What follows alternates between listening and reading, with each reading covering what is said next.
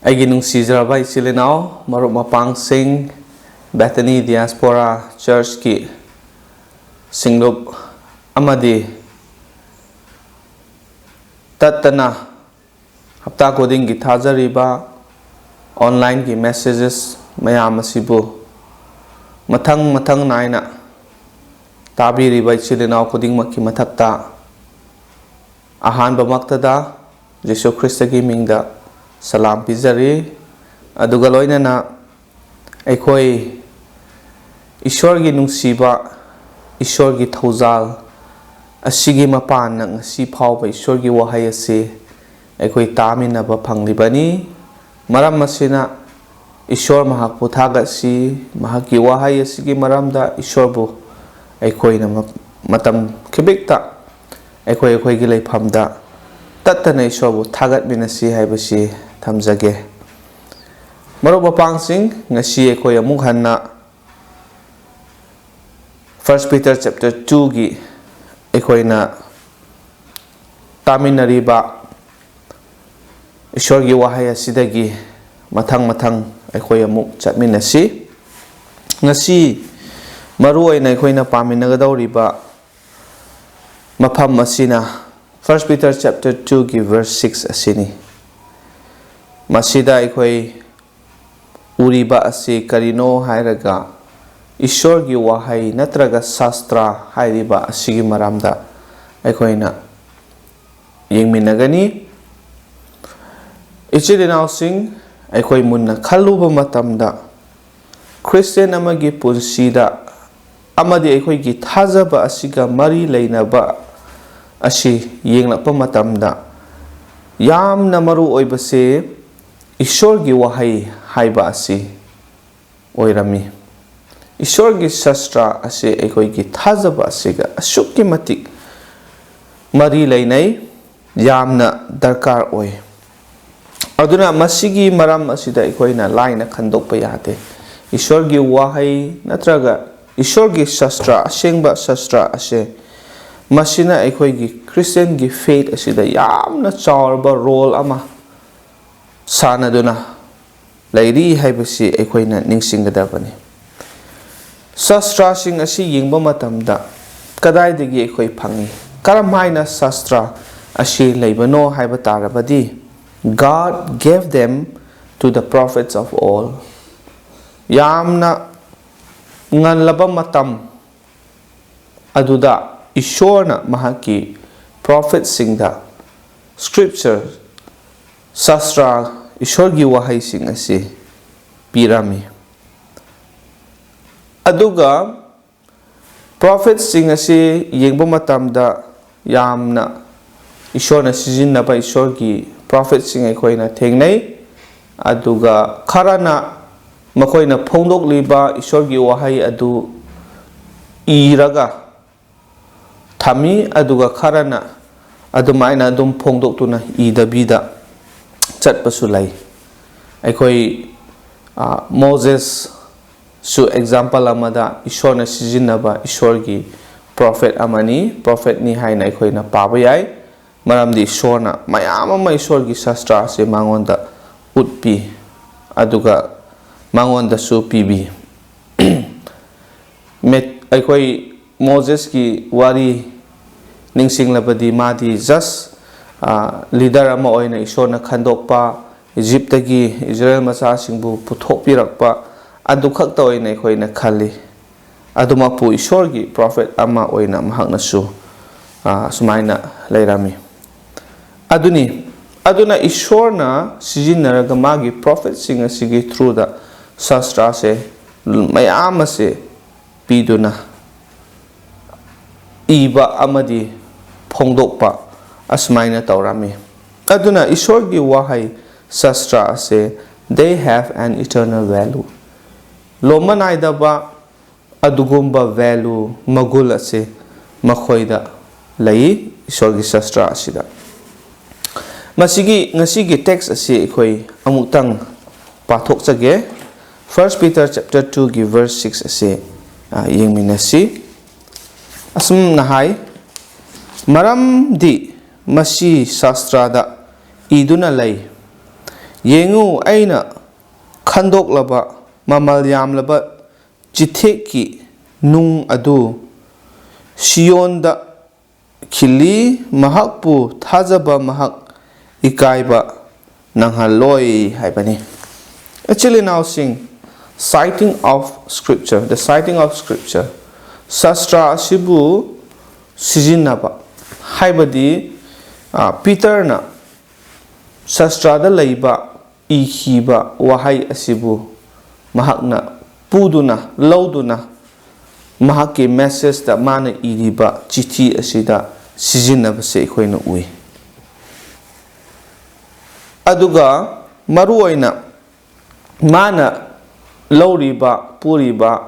sastra se kadai degino haiba taragadi Isaiah 28:16 da ikhoina masigi wahai se ubani.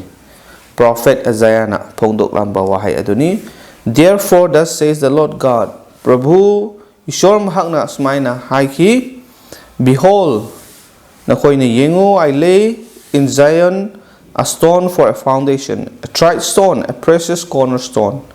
a sure foundation. Whoever believes will not act hastily. Masagi ikhoina pathokhiba aduga samana na ikhoina masida ui. Haibadi Peter, Apostle Peter na Isaiah ki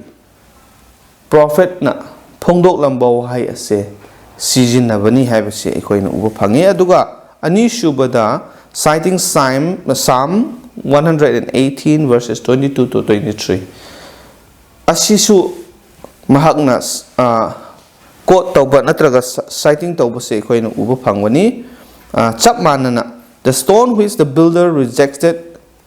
has become the chief cornerstone. Yum sariba mi amana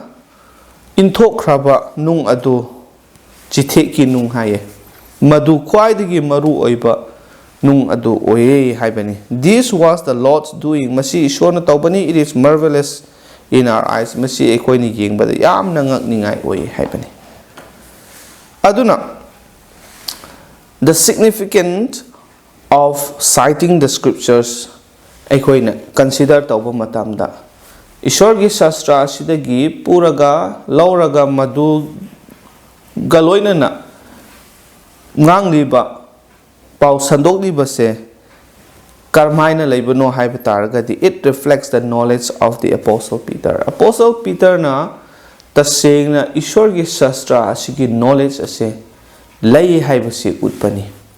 Maramdi madugi knowledge adu mangonda leitaba taragadi karmaina madumana site tau bangamgani karmaina madu palaga ngang bangamgani.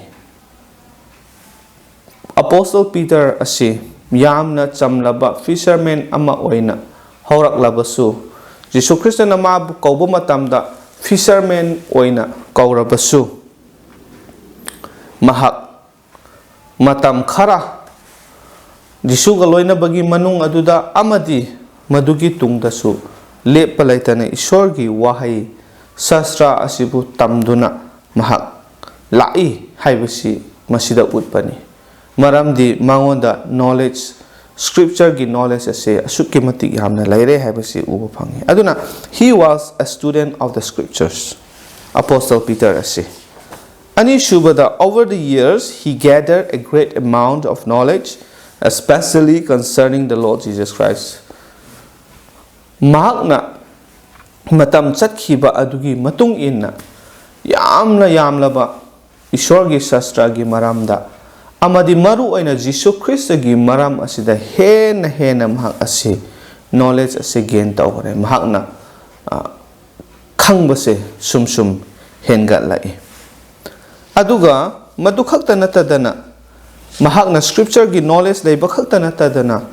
it reflects his faith in the Lord Jesus Christ. Jesu Christ da mana ta sengna thajabase thamgre mana ta sengna Jesu bu thajare haibase masida ta sengna ekoina uba phangbani. Actually now sing you know Ishor asi Sastra gi author Sastra bu iriba asi Ishor mahak asini.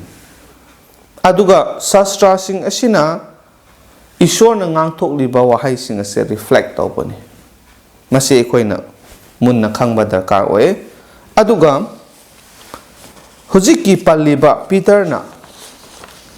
quote tawraga natraga citing tawraga pankhiba ishorgi wahai aduda aikhoina kari ubra hairaga number 1 the foundation of the house of God ishorgi yum asigi foundation ase masigi matang sida pale it is God himself who builds his house ishorgi yum ase kanana sabano aina sabanate nangna sabanate kanana su sabanate ishor masamakna sari bani mahaki yum ase aduna mahakna saba matam asida yum ase he begins with laying a sure foundation chitheki yum nung natraga foundation haibatare ekoina yumbi haigadra madugi foundation adu sure oiba achitpa strong and solid lengdaba adugumba foundation adu ishorna semi yum sema matamda madudagi haubani lengdraba akanba achitpa foundation dudagi hauraga mahagna ishor mahaki yum ase mahagna sajai aduga he chooses his cornerstone mana hojiki kachingi oiba cornerstone adu mahagna karambana kwaidagi phagani kari karambas nung ase sijinaraga kwaidagi mapung phagani chekani kangani haibase mahakna khallaga madu mahakna khanjai haibani select tawba choose tawjai haibani aduna this is sometimes called the foundation stone masigi cornerstone hairiba se yum sabami sina khangani masi foundation stone haina su khangnabani madudagi mathang naina loinamak ase semlakpani yum saba matamda aduna it is the stone of honor masi yamna magun leiba aduga kari haisira maru oiba yum nung adu oi haibani the whole building is built around this stone aduna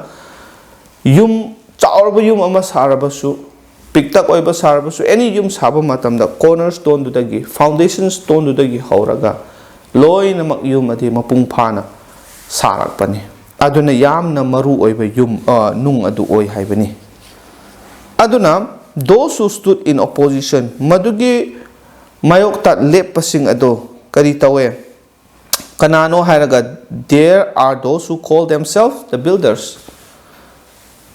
mi kharana ekoi masigi yum sabase ekoi na sajabani haina khanba mayam lei hojik so ekoi isorgi singlup semba matamda pastor evangelist oiriba missionary oiriba ekoina aina sabani haina aikoina claim tawba mayam su lei madu nate ishorgi singlup ishorgi yum adudi ishorna saban ishor yaudana madu oiba yaba nate these were the religious leaders in the days of the Lord Jesus Jesu Christ gi matam da su religious leaders oiba makoina ishorgi yum adu ekoina sabani ekoina tawbani haiduna claim tawba makoina credit coding launing ba adugumba mi mayam lay adumakpu luribadi karino hairaga they rejected the Lord Jesus Jesus Christ adu makoina yaning de kwaidagi maru oiriba chief cornerstone precious stone Jesus Christ mahak adu makoina reject tawe makoina mabu intoi karmaina magi teachings mana takpiriba pautak sing adu thausabi de makoina tabi de aduga mana tawriba angakpa miracles mayam adu makoina una usinadaba saraga maduda makoina karisu aluna khanbide aduga his rightful claim as the Messiah mahak ase tasengnamak Messiah ni ishordagi lakpani haibase chumkhraba wafam ase makoina karisu lausanbide makoina madugi claim adu Tausabide aduga makoina thazabide haibani aduna what matters is how God regards the Lord Jesus Christ makoina Jisu bu inthok pirabasu makoina mabu lausan bidragasu reject tawbiragasu maduda ekoi khangadaba nate maduda maru oiba nate maru oiribadi karino hairaga ishorna Jisu Christ ase karamhaina ui karamba mityengda ui karam haina mabu regard tawe haibase asida hena maru aina koi khangadabani madudi karino hairaga it is the Lord who lays the foundation stone in Zion Zionda foundation stone asibu thamliba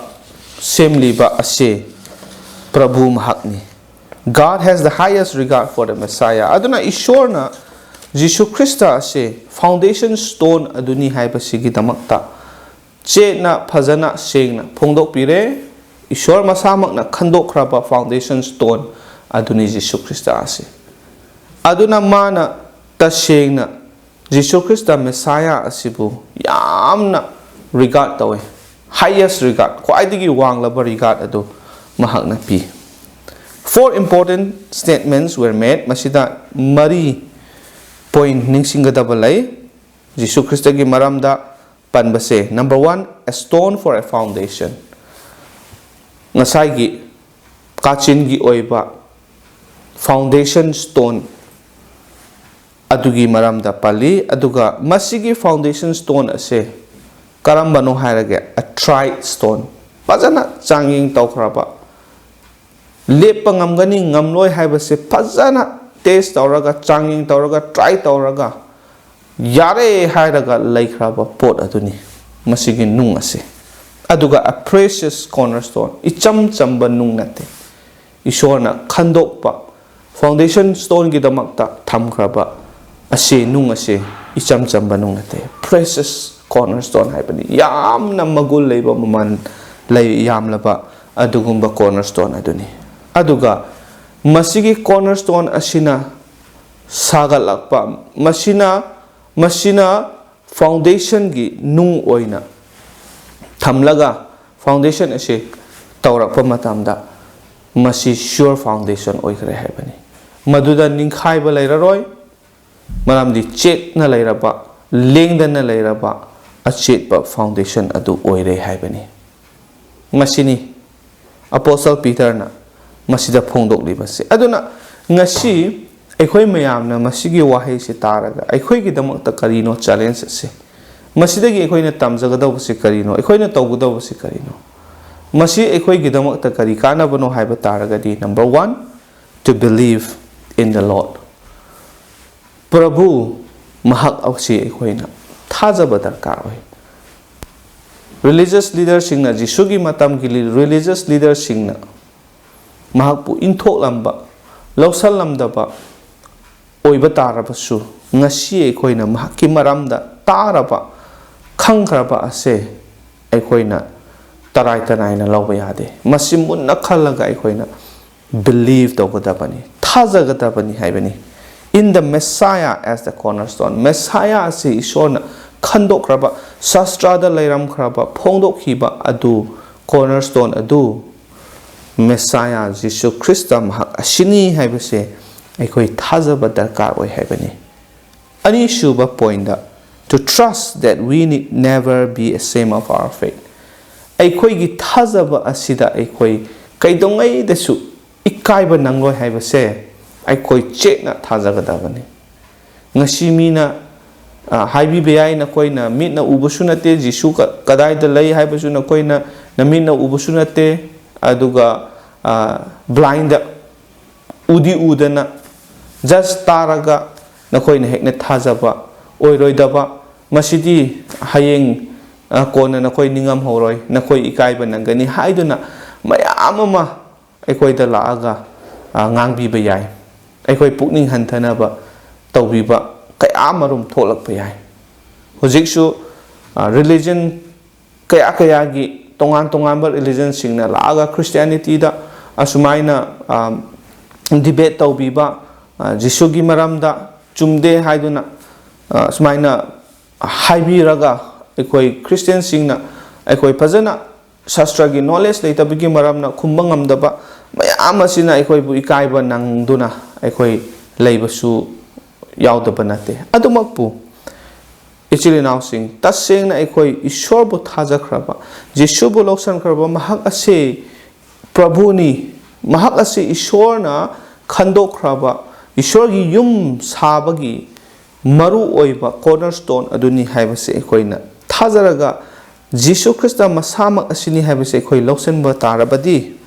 madugi aikoi gi thajaba aduda kaidongai desu aikoi ikaiba nangloi haibani soidanamak nongmadi akhoi ki thajaba ase tasengna akhoi uba phangani aduna akhoi na ishwar da thajaba Prabhu Jishu da thajaba ishwar gi sastra ishwar gi wahai Bible asida achumbani haina thajaraga akhoi lepliba ase akhoi masigi mathakta ikaiba kaidongai da sunangloi haibani asengba achumba hena akhoi na uba phanglakani maduda kanana su masigi mayok ta lepa ngamgadaba kanasu leite aduna akhoi pukning hantharoi si akhoi gi thajabada chena lepsi akhoi Jisu Krista bu chena konsi akhoi na ishwar gi wahai ase chena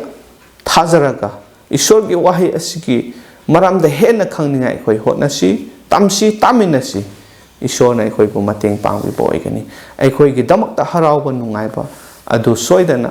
oigani haibasi mayamda ngasi thamjaningba wafam aduni ishwarna bor pinabi boisunung haktang ishwar haijasi thagachari pai ishwarna ki nungsibagi mapana ngasi sun hakki wahai gi maramda akhoi tamuk taminare Apostle Peter na nahakki wahai asibu khangduna madugi matung inna nahakki wahai asibu sandokpa matamda pa nahakki maramda nahakki wahai gi maramda mahakna yamna sengna takpiba ngamba asigumna paisor akhoi gi punsidasu nahaki wahai ase hena khangba ngambagi pangal pinabiu thiba aduga hena paba ngamna basu nahakna akhoi bu pukning thogat piu pangal hapiu paisor loinana Prabhu Jisu Krista bu thajaba ishwar na bu thajabada nahaki wahai ase achumbani ahingba ishwar nahaki wahai ni haibase thajaba asida akhoi da ikaiba nataduna hena harauba hena chauthokchaba hena apenba oihanbiu haiduna ngasi nacha akhoi prarthana tawjabani paisol loinana nahaki wahai takraba nacha khuding maki mathakta thawai amadi hakchang ani maki bor aduna hakna hapiyo anaba leiba khuding mak Jisu gi mingda anaba phahanbiyo hakchang gi oiba darkar oiba chinja amadi setna chanaba firon aduga laifam darkar oiba khudingmaki mathak damakta sun hakna mateng pangbiyo nahakna lambi sembiyo aduga akhoi gi aronba atokpa kanana su udaba awaba kaya lairamgani khudingmak nahakna lothokpiduna nahakna akhoi bu tengbangbiyo nungaiba punsi oihanbiyo aduga mapung phana taibongpan punsi asidasu nahakpu pena khurumjaba ngamba nahaki tunginba asengba aduga nahaki damakta hena lepa ngamba punsi nahakna oihanbiu haiduna paisor nacha akhoi nakhuya khada changjaduna prarthana asi tawjabani akhoi gi prarthana bu tabi bagi damakta nahakpu thagat chabaga loinana papdagi handokpiba amata ngairaba kanbipa mapur Prabhu Jisu Krista gi mingdani jari amen. Thank you. Isona bor pinabi voice no.